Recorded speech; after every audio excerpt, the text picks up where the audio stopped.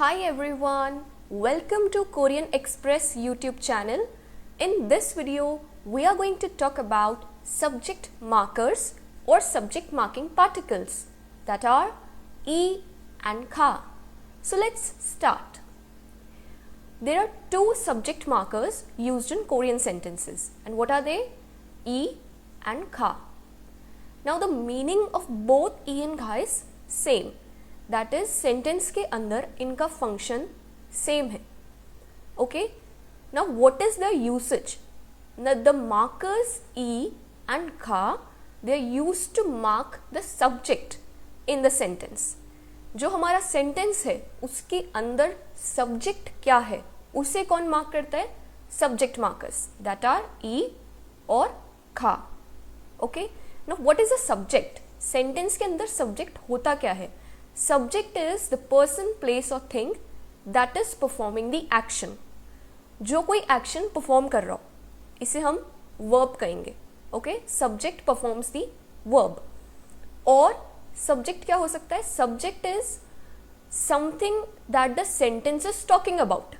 मतलब what or whom the sentence is about. वो उस sentence के अंदर subject कहलाता है. Okay? तो इतना समझ आया. There are two subject markers ई एंड खा and they mark the subject.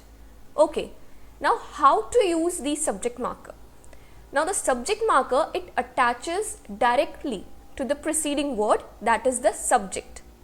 Okay, ई एंड खा they are used depending on the last letter of the subject. अगर सब्जेक्ट का लास्ट लेटर एक कॉन्सोनेंट है तो उस सब्जेक्ट से क्या अटैच होगा? ई. And if the subject ends in a vowel, तो उससे क्या अटैच होगा? खा. Let's see how this is done. First example, namja. Suppose namja is the subject in the sentence. तो क्योंकि एक vowel से end हो रहा है तो इससे क्या अटैच होगा? खा. namja का. Okay? Next example is check. It ends in a consonant. तो कौन सा subject marker अटैच होना चाहिए? E. Chheki. Okay, next is pizza. Pizza ends in a vowel. तो कौन सा मार्कर अटैच होगा? खा. pizza का. Next is खाबांग. खाबांग again ends in a consonant. तो कौन सा मार्कर अटैच होगा? ई. खाबांगी. Okay, आप नोटिस कीजिएगा there is no space between the subject and the subject marker. Okay. Now before learning more about subject marker, let's see a note. Okay, we know that cha is the formal version of I and na is the informal version of I. ये हम already जानते हैं. Now जब I is the subject in the sentence, तो उसके साथ subject marker attach होगा. Okay, now when the subject marker kha is attached to cha, अगर formal version use हो रहा है cha, तो उसके साथ सब्जेक्ट मार्कर खा अटैच होगा because it ends in a vowel. तो छ जो है वो छः में चेंज हो जाएगा. इट बिकम्स छः का. ओके, नॉट छ का. अब तक हमने क्या देखा था कि जब भी सब्जेक्ट के साथ सब्जेक्ट मार्कर अटैच होता है तो सब्जेक्ट के अंदर कोई चेंज नहीं आता है, बस वो उससे अटैच हो जाता है. Okay, but in case of I being the subject in the sentence, झ changes to छे and the subject becomes छेगा. Okay, छौगा नहीं होता है, remember. And when we use the informal version of I, that is na. Na again ends in a vowel. तो कौन सा subject marker attach होगा? खा. तो ना किस में change होगा? ने. And it becomes Deka. Deka.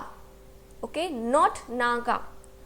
Okay, the change in na to ne. Remember this.